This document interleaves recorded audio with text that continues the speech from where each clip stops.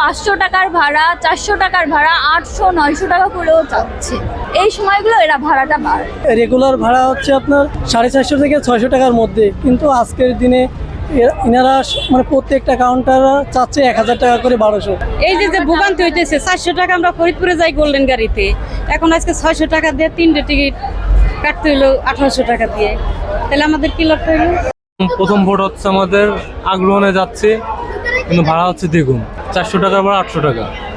আমরা চাচ্ছি নেক্সটে যাতে এরকম না হয়। পরিমাণ ঘাটছে আমার তো ঠিকই, আমরা এই যে ভোট দিতে যাচ্ছি, সরকারি ভোট বা কিছু, আমাদের আর ভাড়া কমাই দেওয়ার কথা, ঠিক না?